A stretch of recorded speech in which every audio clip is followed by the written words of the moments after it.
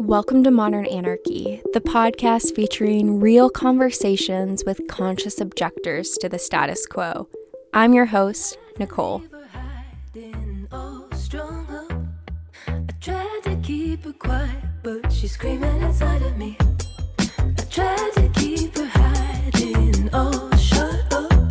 I tried to keep her quiet, but she's a wild, wild woman. On today's episode, Ray shares her personal story with voluntary sterilization as a form of permanent birth control. Together, we talk about gender expectations for women and motherhood, how she found the doctors to do this procedure, and the stigma that is associated with not using your reproductive organs when they're perfectly healthy. Ray really captures the essence of the show and the brave strength that resides within being sensitive, to feel it all and to still know your firmness. So thank you, Ray, for sharing your story. Tune in. Ray, Hello. welcome to the podcast. Hi, I'm Ray. I'm 26 and I live in Chicago. And I recently underwent a sterilization surgery of my own accord. Mm-hmm. And that's why I'm here. I just want to say, right off the bat, disclaimer at the start, that anything that I say throughout this podcast is my own personal opinion. I'm not saying that anybody else should get this surgery done. This is just the choice that I made for my own lifestyle. Mm-hmm. And contrary to popular belief, I don't hate kids. I might, but that's just me. Yes, I think that's an important disclaimer. And definitely, I don't even know how to cue into this aspect, but we do need to say a little bit about the history that sterilization has had in our country.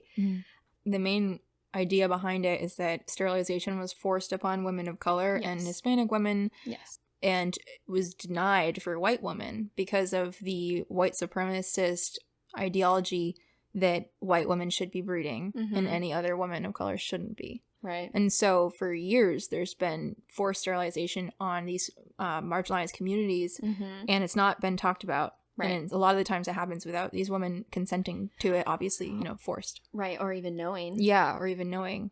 And there's so much emotion caught up in this topic. So Yeah. it's a tricky one to start talking about. And part of the reason why I didn't even know that it was an option for a really long time until I found it on Reddit. Because nobody talks about it. Right. But I don't know how to No, I mean, there is no proper way to close that conversation, I don't think. There's so many things that we could talk about with that. The reality is you and I are both white, cis women. Yes. Immense privilege here. Yes. And we don't want to overlook any of the history of this practice when it was done involuntarily. There'll be resources at the bottom of this episode if you'd like to learn more, if you were not aware of this before, to learn about this and the oppression that has been going on.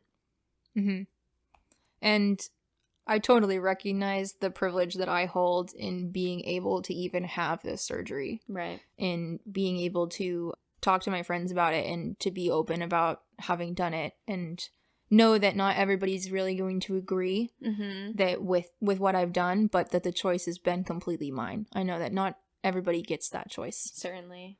And I think it's an important thing to acknowledge alongside the emotional component that goes with my choice to do it.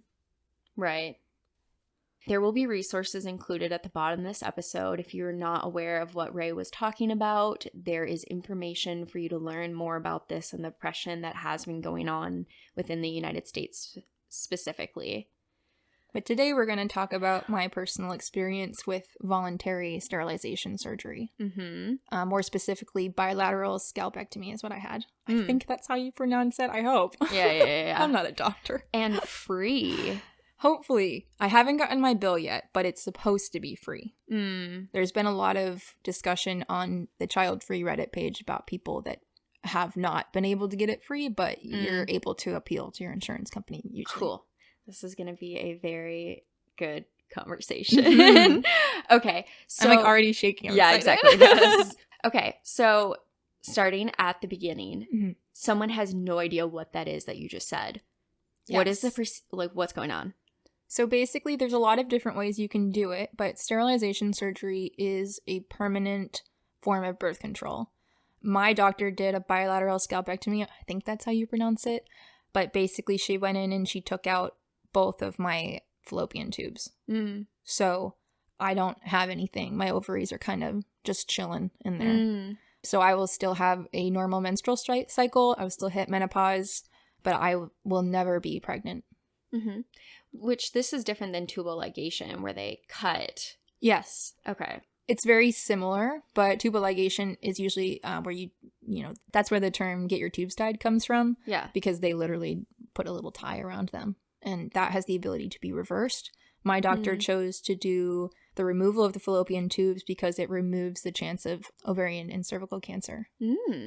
Wow. Okay, that's a big point too. Yes. That I haven't even heard as a possible benefit of this. Yeah. My mom is a cancer survivor, and she actually had tumors in her ovaries. So wow. It's very possible that could have happened to me. So my doctor chose to go with that. Wow. It's very common, actually, because it's pretty easy for them to remove it. Before we even talk about any of this, I want to pause you. I want to say, Ray, no one has the right to ask you why you did this. This is something that you did for yourself. And no one has the right to ask you a question about it, but I'm going to because that's the point. I consented. Exactly. Okay. Like, this is the point of the podcast, but I quickly want to say, just no one has the right to ask you any questions about what you do with your body. Your body is yours. You are an autonomous human being, and this was your decision. Awesome. Hell yeah. Super happy. Cool. Was the benefit of potentially not having cancer the main reason why you chose to do this? No. The reason that I chose to go through with this was actually simply that I don't want kids. I don't want to give birth. Yeah. That's a perfectly fine answer. Yeah. I want a family one day, but I don't want to give birth to those children. Exactly. And that's okay. And so many people, I think, go through their life where they don't even, which breaks my heart. Yeah. To think that that's an option. That enough. We could just have a whole podcast on that. You don't have to have kids. Birth has to be this thing that you need to go through. Every woman was like, oh, it was horrible, but I got, my child out of it. Well, there are so many children that I could have without actually having to push them out. Certainly. It's astronomical to me that this concept of motherhood is so deeply connected to what it means to be a woman in this country. And just probably grander screams of womanhood, but just and I think people now are starting to question this a lot more than in the past. But when you say that, some people are starting now to get okay with it. But then I think the next person you'd say this to would ask you say that now, Ray. Yeah. But how do you know in the future that you're going to not change your mind? Well, a common misconception, too, is that people think that I don't like children. Oh. Which is not true. I do love children. Super fair, I think, if you did. No, I do really like kids. I enjoy them. I just don't, so that's why. But I'm not going to make one. Yeah, super fair. I think it's hilarious because people ask that question to people. They say, oh, how are you going to know? How are you going to know in 10 years? Okay, well, let's start asking the people when they get pregnant. Are you sure you're going to want that kid in 10 years? Yeah. Because they're going to say, yeah, I think so. Oh, well, how do you know? How do you know? How do you know? No one knows anything. Who knows what mental state we're going to be in 10 years? Well, how do I know what I'm going to want in 10 years? I do, because I'm me. Yes, for sure. But how do I know? For sure. I think the thing is, there is always the possibility that we could change into some radical, completely different person. I could become Christian tomorrow. You know what I mean? Highly unlikely, but yes, it's possible, and taking stock of that possibility is important. I think when you respond to these questions that yeah, there could be a day where that happens, but even what you said, adoption, if that's really what it comes down to, of one day you're that's what you want, there's so many other options to that. Well, I think the problem too is that a lot of, not to be all society, but a lot of society says that we don't have any worth if we're not going to produce children. Oh, literally. You look at it in all of the sexist questions that get asked in interviews. All the women are asked when they're going to have kids or what their plan is for babies or anything. Right. And It's all about preserving your fertility. Exactly. And I think language is very important here. So think about the concept when someone comes up to you and says, when are you going to have children? Mm-hmm. That is not if. Exactly. That is not a question. This is a whole normative, it's everything in our society really pushes this as not a question. It's like, if you have the working parts, then why are you not using them? Exactly. Which, to that, I say I am using them. Yeah, for their purpose. Right. To keep me alive. I mean, well, so here's the thing, too. I mean, when you stop having the ability to have kids from sex, then, Ray, are you saying that you have sex for pleasure? I know, right? Whoa, like crazy. That would disturb the Lord. Yes. Someone should pray for us somewhere, because we're not going to. But yeah, I mean, what a crazy concept, right? Like, we're just going to have sex for pleasure. And the hippies did kind of bring this out too in, the feminist movement and all this stuff. But I feel like there's still a little bit of a stigma of just saying that. Yeah. Yeah, I mean, I guess, but I think that you still have to use condoms with new people. I Yeah, mean, this doesn't true. protect me from STDs at Yeah, all. super true. So, sure, when I'm in a committed relationship with a partner, I can say, oh, we don't have to use condoms. It's good. I'm never going to be able to get pregnant, and that'll be sick. Yeah. But I'm not going to be running wild and free, because I can still get an STD just like anybody else can. Exactly. Yeah. I meant in terms of what's the point of sex to a conservative person? Oh, okay. Once you remove that, you know what I mean? Procreation only. Exactly. Well, that's what I think part of the problem is that dare we say that you're having sex for pleasure? Yeah. That's not acceptable, because then that does make you all these other things, like you're a dirty person. Now you're a woman that is focused on her pleasure and is literally saying no to that option of a life. And so, yeah, I mean, a lot of people are going to be up in uproars about it, regardless of the fact that it's not their bodies. Yeah. Yeah. I feel like with the blue hair, I'm kind of a conservative's worst nightmare. For sure. Yeah. I literally ripped out my reproductive organ. Blue hair and then with shaved side heads, just for anyone who has never seen her. So yes, definitely. Yeah, you are scary to them, probably. Sure. But it's fascinating to me, though, because I'm not really sure what the conservative argument would be. I tried to think about this before we recorded, because conservatives are against abortion. But when you have a procedure like this, I mean, most conservatives will say, if they don't say that God preordained this, it was that when the sperm meets the egg, that's when life begins. And without your fallopian tubes, the sperm is going to go into your body but not travel to the ovaries, meaning the sperm will never meet an egg. Mm-hmm.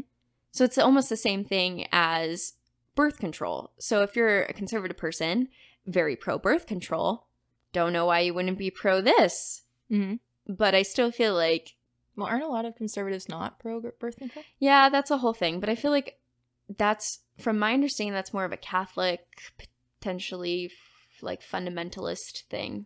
I feel like just in general, if you're a woman and you're not going to have kids, you're not trying to have kids, then you're kind of looked at as sad. Yeah. Oh, for sure. Especially, I mean, it is very sad with women who are infertile, who can't get pregnant on their own and want to. Exactly. My heart goes out to them. It really does. If I could give you my working organ, I would. Yeah. But I can't. And that's not the life for me. Certainly. Yeah, definitely. The reality is you should be celebrated. Hell yeah, I should. You should. You are a woman who decided to take control of her body and say, this is what I want.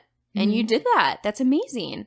I actually had a nurse that was there that we were talking about the procedure before, and we'll get into it. But she asked me if I was sure, and I said yes. And I told her my reasoning, and she said, it's really rare that I meet somebody as young as you are that's as sure of themselves as you are. And I just took that to heart. I was like, thank you so much. Yeah, it's taken a lot to get here. I've been in therapy since I was 11 years old. Yeah. I know myself pretty well at this point. Exactly. Yeah. Did you feel bothered earlier when I said that, the question of if you change your mind later? No. Okay, cool. No. I was like, I don't want to make it sound like I'm questioning you. No. I think it's tricky because there is some level of we don't know what the future is. You know what I mean? Mm-hmm. But as everything that who you are now today, yes. And everything for the foreseeable future, yes. And the reality is we don't know who we are going to be tomorrow. And that's the reality for every situation. This is not just this situation. Someone who has kids, they don't know that they're going to want to have kids. Mm-hmm. 10 years later. I think that that's such a big argument of the other side. So I just wanted to bring it because I'm like, how do we bring up their argument and also dismantle them at the same time? Conservative movement always likes to control women's bodies so that they can keep them under control. Is that too radical to say? No. I think it's pretty accurate. I think it's pretty accurate too. But then I'm not speaking to the other people, I guess, but like the people who would be like, wow, there's some angry feminist up there. But like, we hate men. I mean, the hypocrisy is blatant. We will not sterilize white women, but we will sterilize women of color. What are you saying there? You are controlling women's bodies. You are controlling race and trying to keep everything as the incels make America great again, what it was in the 50s. And that was not great except for white men. And so they're trying to curate what the future will look like. Yes, which is terrifying. And it's racist in their mind. Yes. So thank you, Ray, for taking a step against the patriarchy and claiming your body. I'm honored. Yes. Okay, so when did you realize that you didn't have to be a mom? Well, it took a lot of looking inward through the lockdown, actually. I feel like a lot of us, we all had time to sit with ourselves and figure out who we are, what we want for our future. And actually, somebody who was pretty influential in that is my best friend. She quit her job and became a doula. And she started learning a lot about birth and pregnancy and a lot of stuff I didn't even know. And so through her, I kind of just realized, like, I don't want to do that. I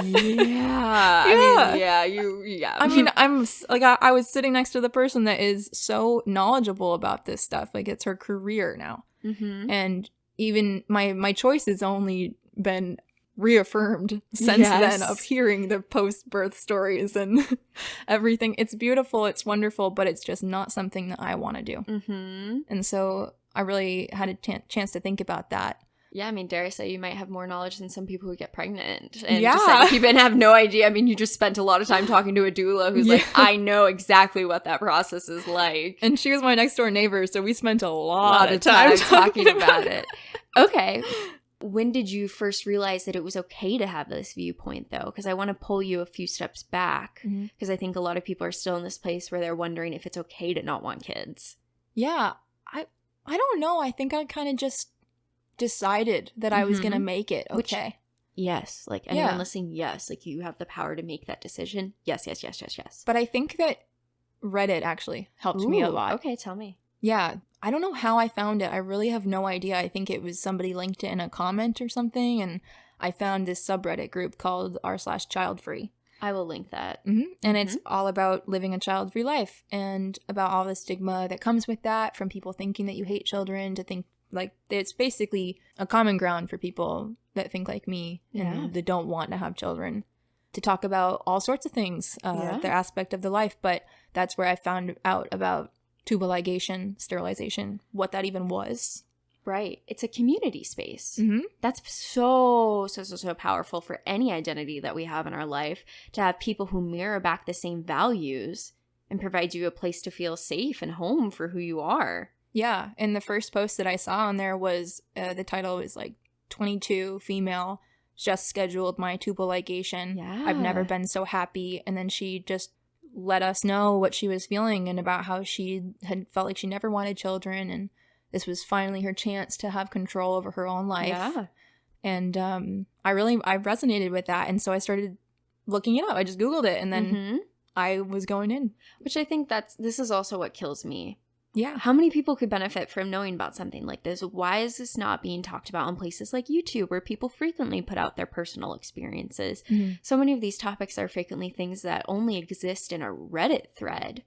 Yeah. Which is awesome. But like, let's get this out with a voice. Let's get this out with a human that you can feel the emotion as you speak about it. Or I'd love to see documentaries on this. I'd love to see YouTube videos. I'd love for all this stuff to come out. And to find even more community. Well, the community itself is really helpful. So, I mean, that's how I found the doctor that I went to. Yeah. Was on a child-free doctor list that they put out. Any emotional validation you could need was found on those pages of people just saying, I've been through this. This was my experience. You're totally fine for thinking the way you did. And I think that hearing people give that support to other people that were feeling the same way I did gave me the courage to say, like, this is what I want. And this Yes. is not a radical spur of the moment decision. It's a Yes. lifelong decision that I have just actualized. Yes. And that's why I wonder how many other people are out there feeling this exact same way, wanting to hear this. I wonder, yeah. But I also think that it is a very permanent decision. Yes. And it is something that if you question at all, if you Yeah. want to have children, I'd say don't do it. There are lots and lots of different ways that you can utilize birth control. For sure. I was just very confident in the fact that I did not want children ever. Yes, and I know there are other people like you. Mm-hmm. And I actually had a close friend of mine who went to go get a procedure as well. I'm not sure if hers was the same. I believe they did the cutting, the tubal ligation piece, which I was doing some research on it. Is permanent in the same way that a tattoo is permanent. Yeah. You can get it reversed, but it's like a 10 to 20% chance or something that you'll get pregnant. Kind of like a tattoo. You can get it away, but... And ectopic pregnancies are very common after that reversal. Interesting. Interesting. Mm-hmm. Oh, after the reversal. Yeah. Okay, yeah. Right, so that's also another option. But that friend of mine had a horrible experience. And so I'm excited to hear yours because that friend, she was 26, married recently, no kids. She tried to get this procedure for months, and multiple doctors told her, no, you're too young. Does your husband know? Is he okay with this? No, you're going to have kids in the future. And then eventually she started just saying, oh, I have kids, so they would stop. But she just got so much pushback on it and finally found someone to do it. But that didn't seem to be what your experience was. No, not at all. Okay. I was very blessed. I'm not a religious person, but I was #blessed throughout this entire process because I met very little in the way of obstacles. I mean, that's amazing and unheard of. So, whoa, okay. Yeah, I'm so grateful for that because I read a lot of stories of people that did not have that same experience. Okay. I found my doctor on the Child Free Reddit page, the list of doctors. And funnily enough, she didn't actually do it. She referred me to another person who did it. Yeah. But I just went in for a regular run-of-the-mill OBGYN appointment. And I told her that I wanted to talk about sterilization surgery. Mm-hmm. And if she was looking pretty shocked because I am 26, never had kids. And she gave me a little bit of pushback. She made me think about other options of birth controls like IUD and the pill. And I was already on the pill. And I told her, no, I want sterilization surgery. As more time went on, it became more clear how right that decision was. Yeah, I mean, I think you could have told the nurse, I don't care. The other options are fine. I want sterilization. I did actually look online, and it's the committee of OBGYNs that were talking about the ethics of voluntary sterilization. Yep. And one of them was that the patient should be counseled before the doctor agrees, which is what happened to me. So when I say pushback, I'm not really saying my doctor was arguing with me. She was counseling me. And she said, I'm offering you all my options. And because she is also, a doctor that deals with families and pregnancies herself, she wanted me to, give it a fair shot. I guess because she was of the ideology of you have the working parts. It's actually part of the informed consent process. They have to say that this is the procedure, these are the risks, these are the alternative options, which would include IUDs, and then these are also the benefits. Like, that's kind of like the outline of what it should look like. Oh, so I didn't get the benefits. Ooh, problematic, but informed consent should give all of that. Like, I guess it was because I was so strong in my I wasn't questioning about I wasn't questioning about sterilization. I went in being like, I want this. And so I don't think that she needed to tell me the benefits. Sure. The only thing that she said after she offered me all the other options was that she said, I'm going to be real for a second. Look at me and tell me that if I'm your partner and you are so in love with me and I say, Ray, I really want to have a kid with you. Or if you don't want to have a kid, I need to leave. What is that going to make you feel like? And I said, that wouldn't happen to me because I'm going to tell my partner right off the bat that I'm not able to have children. Yeah. And she said, okay, I won't do the surgery, but I will refer you to my colleague who will. And then she said, if they don't contact you within a week, let me know and I'll bully them into it. I mean, I think that's the fear, right? Is that you fall in love with someone and you're going to be so in love that you need to have babies together. But you're right. This is who you are. This is your boundary. You wouldn't get into a relationship with someone who had that expectation, and you communicate that up front so that they know what they're coming into. Yeah. All people are informed. Well, so we'll get into this more later too, but like one of the biggest things that I've felt since then is the relief of knowing that no one will ever be able to pressure me into something like that. Not to say that I would be with a partner that would make me have a child, but I tend to be easily emotionally coerced into things, even if you're not meaning to do it maliciously. But if you really wanted to have a kid and you're my partner, then I might want to have a kid because you do. And that's not being true to me at all. Yeah. And then I would be afraid that I would have a child and part of me would resent that child or my partner for making me do this, and I would feel trapped. Which people don't talk about. Yeah. Because once you have the kid, you don't want to say that I feel trapped, that I don't. And of course you love the child. Exactly, but I might not love parenthood. Yes. And it's one of those things that when I realized that I carved out my future for myself, it was such an incredible moment. For sure. And then some people, though, would say that's selfish. Well, you know what? Sure. It is. And I'm okay with that. I feel like selfish and a lot of times is used as a bad thing. But I said to my friend today, I said, I'm going to be able to change lives because I'm not compromising my own. Amazing. Yeah. I plan to adopt kids one day. I plan to have a family, a different type of family. And I want to change lives. I know that if I were going to try to do that with a biological child, I wouldn't be the same person. You're speaking to me, too. I'm hearing it, too, because I do think that this is something there's so many things. One, I hate to even ask you these questions because I don't even resonate with them, but I feel like, damn, I want to speak to the listener who has them, you know what I mean? And like the people who are skeptical, because I would like this to be a learning for everybody. So I even hate to ask you these questions, but I'm excited to talk about it. I know. I'm just like, God, I don't agree with any of these things, but it does give you the space to just like say exactly what you do. And I am so empowered by that because I think frequently family does look like this thing that is what is the nuclear family, right? Mom, dad, child. And we really overlook the beauty of family that you can create through friendships, that you can create through parenting teams. I am intending to have people who do parenting teams through polyamory come on the podcast to talk about what that's like as well. Because I think it's just like there's so many different dynamics that family and that importance of connection can really take. And it doesn't have to look like the nuclear family. And I think that's really what you're talking about. Yeah. I mean, a lot of people, when they hear me talk about adoption one day, the common thing is, oh, it's so expensive. Well, you don't think having a kid is expensive? Or, oh, it's going to take a long time. It's a long waiting process. You got to wait 9 months for your kid. Yeah. Or the biggest thing that I see, too, is that people don't want to give older kids a chance. Is there's might be a 15-year-old that might only be legally under your protection, I guess, for 3 years. But you could change their life in those 3 years. Certainly. I mean, I think there's just so many older kids that people don't give a chance because the younger ones come with less quote-unquote issues. Yeah, right. You just gotta love them through it, and like I'm ready to do that. Definitely, which is beautiful. Not right now. Yeah, you're like one day. Exactly, but you know that about yourself, which is beautiful. And even just hearing that, I think people will resonate with that sentiment of, wow, I don't have to raise kids, and I could still have that role in someone's life. Yeah.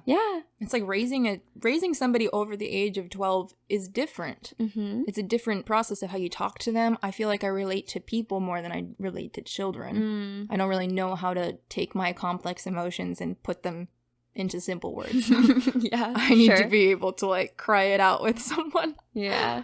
Before we keep going too, I would like to talk about the benefits. Yes. Yeah. So some of the benefits for someone who doesn't know, you brought up a very big one. It's less of a risk that you develop any kind of cancerous cells. Okay, great. I've heard some research saying that it's actually cheaper to get the procedure than it is to be on the pill for insurance for the rest of your life and receive follow-up care for the pill and all of that. Hell yeah. If I get it for free, then, I mean. Well, even for like society, if you want to say like, oh, society paid for this through taxes and stuff, like you're actually saving the system. Because in the long run, this is a one-time procedure that you do. You see follow-up care. You're not going to be insured on the pill for the next 30 plus years. Yeah. Which granted is getting cheaper, but equally at the same time, all the doctor's visits, extra to make sure that's okay. IUDs, whatever. Plus, something a lot of people don't like to talk about because it's a sad subject is that a benefit is that I'll never have to go through the pain of having an abortion and the mental and emotional pain that comes along with that. For some people, yes. Yes, for some people. Exactly. I mean, for me personally. For sure. I would have a hard time, not for any religious or moral reasons, just it's hard. It's emotional. Mm-hmm. Definitely. And stress on your body and stuff. Yeah, definitely. I always like to normalize the people, though, that didn't have that sort of experience and like really got their abortion. It was no big deal because that's also equally a thing. So, but yes, for your own experience, and you know that, and that's awesome. And I think another thing people don't talk about is when you're having sex, there is this underlying anxiety that what if the condom fails? What if the pill fails? What if the IUD fails? And even though some people have IUDs that are 99.something% effective, damn, at the back of your mind, you're still always like, what if it failed? What if this is it? What if this is the time? You know, like I'm the 1% that. Yeah, exactly. And that's like this baseline anxiety that we deal with as women that do not want to have children that like just sits there. And we just kind of accept that. And I mean, sometimes it comes up and goes down, but it's just like, you've eliminated that. Yeah. I mean, I'm a person that has pretty intense anxiety. And when I went on medication for that anxiety, I felt very similar to the way it felt waking up after surgery. The anxiety being lifted. And that it was just like, I didn't even realize that I've been carrying this weight for so long. Yeah. And now it's gone. Right. I mean, you self-actualized. This is a value you have. I do not want to have children of my body. I'm going to take steps to make sure that's the reality that I'm taking. And now you have all these benefits. Yeah. Yeah. I mean, you've aligned your values with your actions, which is amazing. And that feels so good. And that feeling is what I feel like we start to feel as we find our more authentic selves. Yeah. And then we feel that feeling. You're like, wow, I decided that something that everyone else told me I have to do, I don't. And this suits me more, and I'm going to go do it. It was always something that I was like, I'm going to have to give birth one day, and it's going to be so hard and scary. And then when I realized that, like, oh, I don't have to. No one is making me. Yeah. That's almost it's like crazy. I mean, that's the whole point of the show, right? Yeah. It's kind of what I want to show people is like, hey, like there's a lot of stuff out there that says you have to live one way, but the reality is there's so many different ways to live our lives. And I get so excited when I have people who come on the show and talk about the joy and the alignment that they feel and they start living these authentic lives that resonate with themselves. Yeah.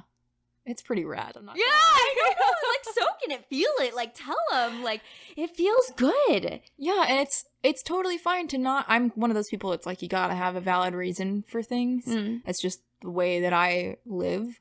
But not wanting to go through birth can be a valid reason, and that is the only reason you can have. Yes, you don't have to have a medical issue. You don't have to have mental trauma ties like I do. Yeah. You can just not want it. Yes. And that's fine. How much silence do I have to leave in the podcast so that people actually digest that and hear that? That's good. You think so? I'm concerned that's not enough because seriously, it's just like, it sounds like such a simple concept, but it's not. No. It's because people will try to guilt you into thinking that you do have to. Right. It's not an win. It's not an if, it's a win. Yeah. When you get there, you're going to obviously want this, and this is what your life's going to look like. Yeah. I mean, it's all societal messaging at its core, right? I mean, you grow up, you're going to be married to a man.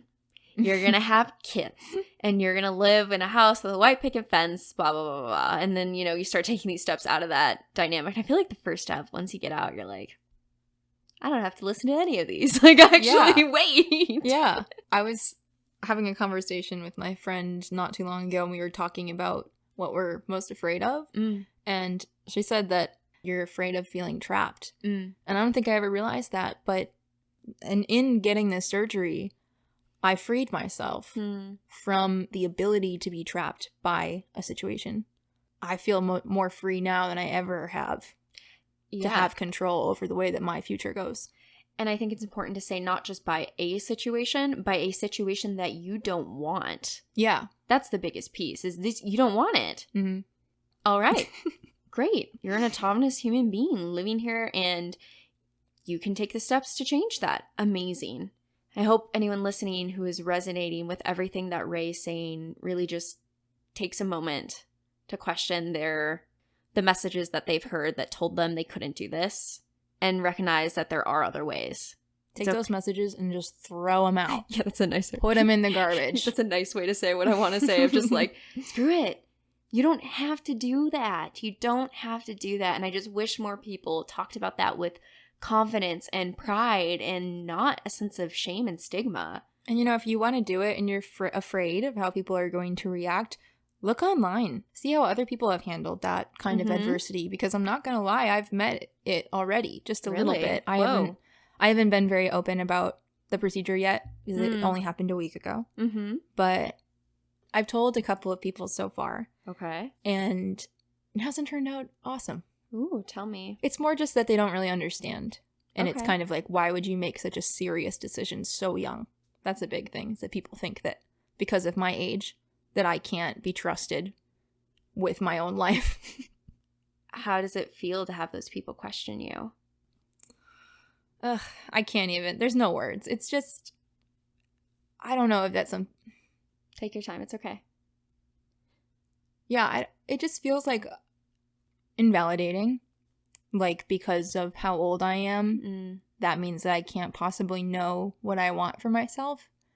When the reality is that you don't know what I've been through. Mm-hmm. You don't know that I had to grow up really fast, really quick.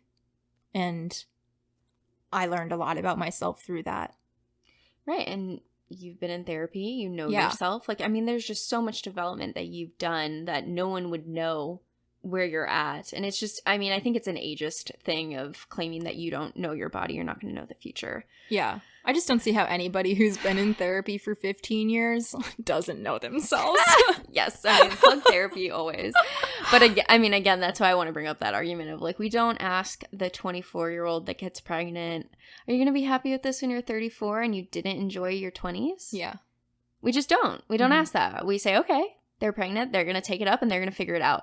And you made a decision, could have consequences, but whatever it is, you decided it and you're going to figure it out. Well, that was the thing, is that when I thought, what if I regret this later on down the road, it wasn't a panic. It was, I will make the decision then. Yep. If I decide, oh, I actually do want to have children, well, tough tater tots, you can't have them biologically anymore. Exactly. That is the decision that I made, and that's the decision I'm going to stick with. Yep. Obviously, I have no other choice now, but I was aware of that. And so if it comes time that I actually do want kids, I want a baby, I'll find out a way to acquire a baby. In vitro still works. Yeah. Crazy. Yeah. You can use surrogates. You could adopt again. Yeah. You know, like that option is always available. Babies are harder to come by, but. Yeah, exactly. And even if that wasn't available, this is all we do in life, right? Mm-hmm. Is we're making informed guesses about who we think we're going to be in the next couple of years. I mean, think about going into a career. Okay, I'm going to study this because I think that in 10 years I'm still going to like it. Yeah. We don't know. The best we can do is make decisions about what we feel resonates with us and then deal with the consequences of whatever those decisions are, knowing that along the way we were always true to ourselves and resonated and stuck to our values. And that is a life worth living compared to following the status quo. I feel like in general, the risk versus reward for this situation was I'm already feeling the reward. Yeah. You know, the risk is so far down the road in terms of the risk that I might regret it. Yeah. But I really, really doubt that. For sure. They actually had a study that was talking about the regret within women who had sterilization procedures performed. But unfortunately, it's from 1999. Like, it was pretty far back. Yeah, but the one video on YouTube talking about this was from an OBGYN who did link a lot of research. I can put that in the show notes too, who provided a little bit of context to this. But they were saying that they did break it down, interestingly, by age and like what the likelihood was that people would regret it. And I believe in the like your category, it was like 20% likelihood. Which is just like, okay, 80% of the people are going to be very happy with the decision. That's a pretty good outcome. I like, everyone pushes this regret as if it's going to be something everyone has. But from this 1999 research, which could be drastically different 20 years later, like. I mean, even if I do regret it, that's on me. Yeah. That's on me. That's my decision to figure out whether or not I want to deal with that later on. Yeah, why is everyone so concerned that you might ruin your life? It's like, if you think I'm going to regret it, then why do you care? I don't know. Exactly. You don't care about my well-being because you would just let me have the surgery. Yeah. I don't know why everyone feels, I mean, and this is also just a thing with motherhood and pregnancy in general, that everyone feels such a right that's entitled to it. People stick their hands on the bellies of mothers without even asking. Yeah. I remember talking to some pregnant people who explained that to me, and I'm like, yeah, there's just like this weird sense of like ownership of the propagation of our species. I read a study once where they were talking about the idolization of motherhood and about how pregnant women are looked at as, you know, you're glowing goddess, and it's because you're creating new life. But then as soon as that baby comes out, they're postpartum monsters, basically portrayed in the media. Like, the moms are tired. The joke is like, the mom's got the Starbucks cup and her hair's a mess and she's got bags under her eyes, when 2 months ago she was this glowing goddess that everybody wanted to touch, and now nobody wants to get near her. And no one wants to hear about your depression afterwards. Exactly. How could you? You have a baby. Aren't you happy? Yeah. I would love to have someone on the podcast to talk about that too. Yeah. It's probably something that... I feel like that's a whole other book. It is. It is a whole other book that I think I could devote a whole episode to, just talking about the shame and stigma, and just learn from someone about that. Mm-hmm. Yeah, I mean, this conversation, you don't need to defend yourself to anybody. Yeah. At all. And I appreciate the time that you have taken on this podcast to talk about what those counter arguments are and where your perspectives. I think it's important for people to hear your thought process behind all of this. And this wasn't just a rash decision. No. Yeah, this was something that you thought about. So you're on Reddit. Yes. List of doctors. Mm-hmm. You see Dr. 1, go, they refer you. Mm-hmm. Yes. So I was referred to a second doctor. Yes. And I went in for what I thought was just a consultation, and I told her I wanted to have sterilization surgery. She said she knew, she was aware I was coming. The other doctor let her know. She counseled me as well, very briefly, just asking if I was sure, asked me why. I told her why. And then she said, all right, well, when do you want to schedule it? And I just said, okay. Yeah. Sure, yeah. When I was thinking like months down the road, and she said, I think 2 weeks. And I went, sure, it's faster than an abortion. Let's do it. Yeah. And we did pre-ops that day, and then 2 weeks later, I went in. Wow. And it was hard. Yeah? Yeah. Okay. Everybody, the limited resources I was able to look up on the general internet said it would be uncomfortable. People on Reddit said it was going to hurt, but everybody's experience with it is very different. My experience seemed to be more drawn out than other people's, pain-wise. But I will say it was very painful. Yeah. I'm not going to lie. Yeah. Recovery is pretty painful. How long was the procedure? Like 45 minutes. That's such a quick surgery. Wow. Yeah. Wow. Okay. My doctor did 2 of them that morning, me and another person in the waiting room. Wow. Just in and out. Okay. So 45 minutes. So they put you under so you don't feel anything. You're asleep during the surgery? Yep. 100% knocked out. Yeah. Why don't you, Ray, briefly go through what the process was like, a little breakdown of day by day. That way, anyone who's listening and has never heard of a procedure like this, doesn't want to do all the Reddit deep dive that you did to get all this information, can find it in one compact located place. And that is now. So yeah. So morning of surgery, I woke up at 5 a.m. I threw up twice because I was so nervous. Oh. And I sat in pre-op for 3 hours after getting a gown and those grippy socks. I was questioned a few times if I still wanted to go through with it, from a nurse, a doctor, and then the anesthesiologist. They made sure that I knew that I had the opportunity to cancel if I was feeling regret, which I actually really liked, that they were like, I won't be upset if you don't want to do this. They're establishing continued consent. Yeah, letting me know that amazing. I had a way out. Yeah. I just said that I was nervous for the anesthesia because I didn't want to wake up. I was so scared that I was going to wake up in the middle of it. That is, yes. So then I got an IV in my hand, which was traumatic. I hate IVs. And I ended up having to like cover my hand with a towel because I was getting sick just really? Looking at it. Dang. I'm such a wimp when it comes to needles. Okay. Yeah. I was so nervous. Really? I kept feeling waves of nausea come up, even though I had fasted for the night before, so I had nothing in my stomach, but I remember just like really trying to calm myself down. I was just so scared. How did you do that during that time? Just lots of deep breathing, and I Okay. kept reaffirming to myself that I made the right decision. Okay. I wasn't questioning the decision, but I think it was because I was alone. Yeah, definitely. That it was just scary to be knowing that I was going to be knocked out. I was just so Yeah. afraid that I was going to wake up. Yeah, I mean, any surgery going in alone, and then Yeah. what if you're that one? So I was just trying to practice my deep breathing. That's good. That's good. So then the tech came in. He was very hot Mm. and got me in bed. Got me in Calm bed. me down. And then the doctor came out to talk to me just to let me know what they were going to do. And I got to talk to the anesthesiologist. I had to make sure I told her that I was a regular cannabis user because I don't know if anybody knows that, but if you smoke cannabis regularly, tell your anesthesiologist because they have to amp it up. Really? Mm-hmm. So I was glad I did that.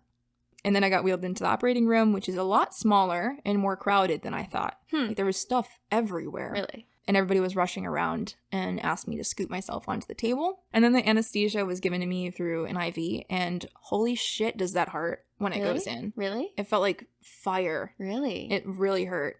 But then I remember the doctor saying, "You told me you smoked cannabis, so I made you a cannabis cocktail." Aw. And then I laughed and I was out.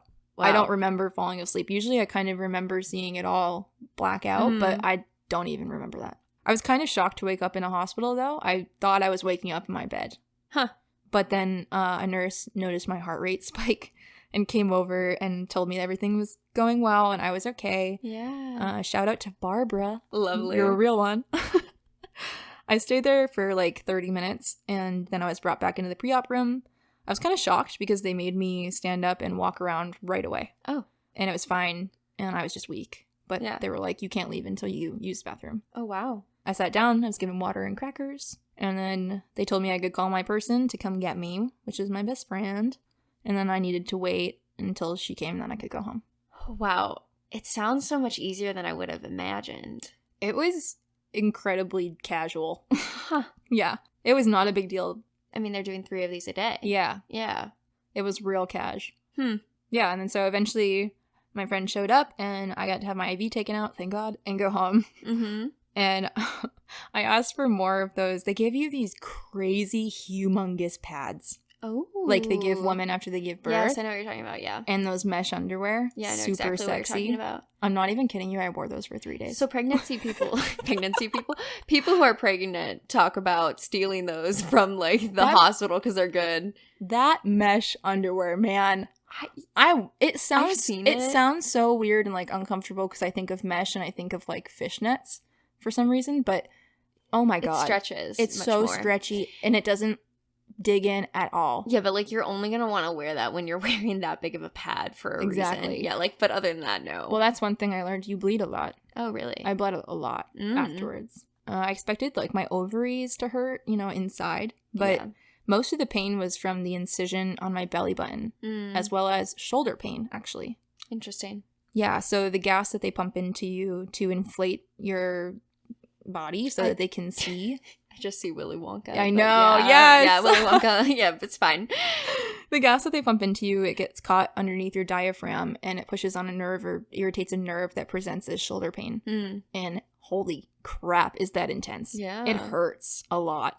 Like, that was the worst. Did they give you meds for that? Yeah, but it wasn't like a muscular enough? Pain. Ah, okay. It's nerve pain. It's nerve. It just doesn't And so it's like anytime my heart beat, I just felt throbbing. Oof. It was awful. But that was the worst part. Like, it was, who knew? That was day 1. Yes. Okay. It felt like somebody was pinching the tendon like on my neck and shoulder. And then it felt like I had to burp really bad all day, but I couldn't. But they said I should eat light food, but I had a Domino's pizza, so right. Yeah. And that was fine? Yeah, it was fine. Okay, so how many days were you not workable for anyone who's like, how many days do I have to take off to do this procedure? Just 1. Wow. Well, I mean, I work from home. Yes. I'm a graphic designer, and I don't know if we said that. No, we didn't. Okay, I'm a graphic designer, and I work from home, so I was able to only take 1 day off. Yeah. If you work in an office, though, I would recommend from my experience, 3 days. Because I couldn't, like, sit in a chair. Oh. Just the compression of my stomach, it just hurt too much. Yeah, that's good to know for someone who's thinking about how much time they would need for this. Yeah, but realistically, only really 1 day. Okay. How long were you in pain for then? So I was in pain for pretty much like 6 days, but only bad pain for the first 3. And that was mostly just from the gas that was like working its way throughout my system. Yeah. Because this might be a little TMI. No, I mean, let's talk about medical things as they are. Things that everyone has. We all have bodies. Yes. Pooping is so scary. Is it? After Why? surgery. Why? Because you can't strain. If you think about it, when you reach over to grab a glass of water, you're using your core muscles. You use your core muscles for everything. Why don't I see them? I'm just like, what? I know. No, So I know. it's like when you've had an incision on your abdominal area, it is so difficult to just do anything. Yes, certainly. So yeah, it was really concerning because you're all bloated and stuff because you're backed up. But you can't go. It's the most like frustrating thing. And I went 2 days without pooping, and then when I did, I texted everyone. Oh my god, like, everyone that was close to me, and I was like, "It's happened! Success!" Yes, that's hilarious. But I mean, I could understand how that could be concerning. Yeah, it's just like whenever I've seen the journals of people that have had the procedure done, it's been like day 1, blah blah blah blah blah, no poop. Day 2, blah blah blah blah, blah no poop. Okay, so day 3, finally. Yeah, so if you don't poop a couple days after your procedure, it's okay. Yeah, just get some Miralax, you'll be all good. Yeah, I mean, you're continually bringing up the community. Yeah, it seems like that was a really big piece of this for you. I needed that. I needed a lot of guidance because I needed to know that what I was going through wasn't abnormal. But like I said, everybody's situation is different. So like my healing timeline has been a lot longer than other people's. I don't know why, but that's just the way my body is, I guess. Yeah, and for someone who's never been on Reddit, those threads actually get comments from people who respond back to you. Like if someone's never used Reddit, they wouldn't really know. Maybe. I mean, does everyone use Reddit? I think so, but maybe if you haven't. I always thought it was kind of like a 4chan type of situation where it was like a bad place. I still don't know what 4chan is. So we don't need to talk about it. I know, but Fundy Jen from Fundy Fridays brought it up, and now I'm like, she used that as part of what she changed from, so I wasn't going to ask too much about it. But it's like Reddit, but full of neckbeards and trolls. Interesting. Okay. Weird. But I mean, Tumblr's weird too, so I mean, I guess it's all a thing. But like, when you post on there, people comment. Yep. So people comment, and then you can have like a whole discussion going on in the comment section. And a lot of the times, depending on how big your Reddit thread is, you can have an Ask Me Anything. And I saw one up from an anesthesiologist about what goes on during a tubal ligation. Oh, I love they have doctors in there? Yeah. Yes. Wow.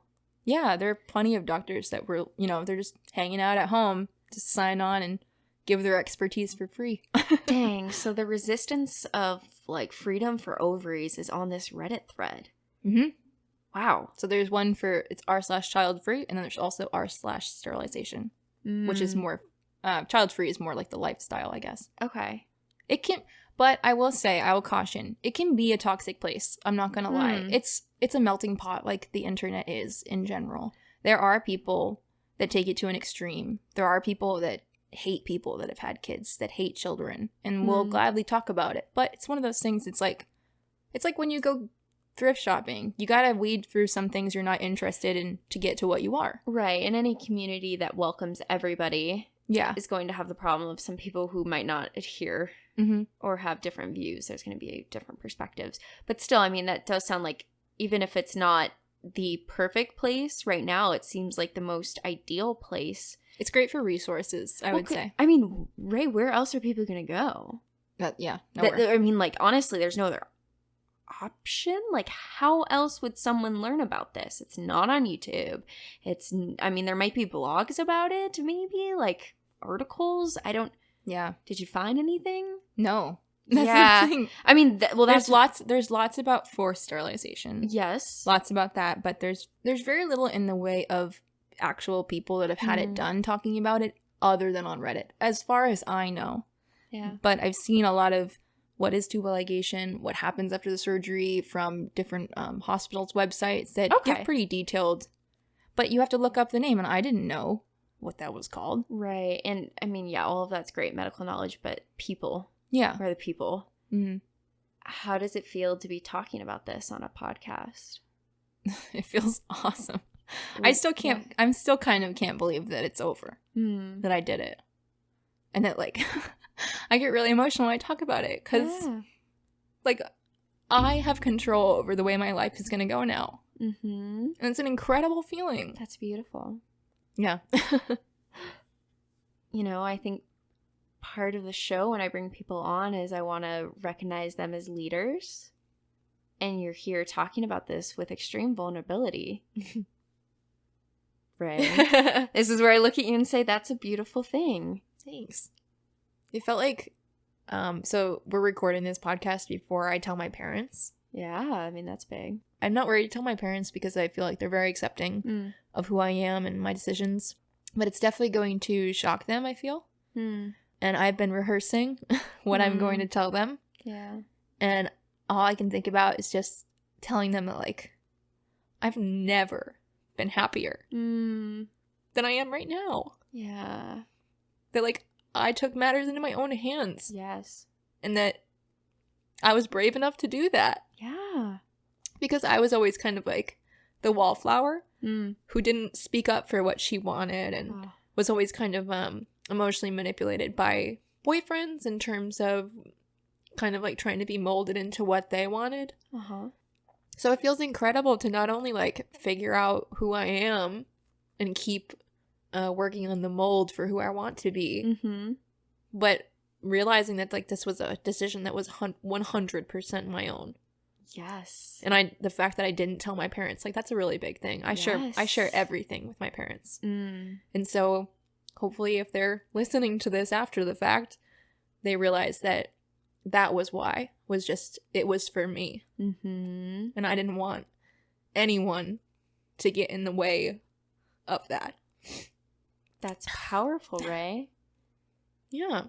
I hope so. I hope for other people, because, like... It is, Ray. Yeah. I mean, you just took actions into your own hands with your life and your future. And you're living your life with actions that are in accordance with that. That's strength. You're standing up against the grain. You're telling, I don't care what other people think. This is the life I want to live. Yeah. And that's beautiful and a very strong character to have. It's one of those things that I didn't really think. You don't think that I didn't do this to be, forward thinking or. No. I always liked to be a feminist, but I didn't go into it thinking that. You don't think I'm serious. Like, you don't think.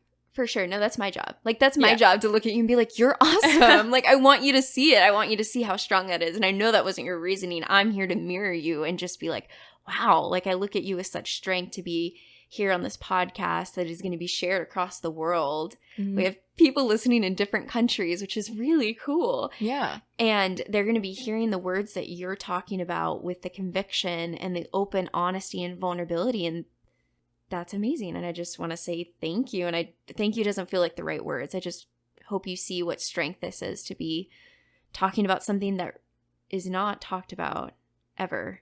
Yeah. I feel like I didn't, like I said throughout this whole thing, but I didn't know that it was an option until I saw the Reddit post that said I'm a 22-year-old female. And I just scheduled my tubal ligation. And I said, what the hell is that? Why is this girl who's younger than me doing this? Yes. And then learned more about it. And so I hope that somebody hears this and realizes that you can do it. Like, there's nothing... Well, I don't want to say there's nothing stopping you, because there could be. There's a lot of privilege here, yes. Yeah. But you're just bringing awareness that this is an option.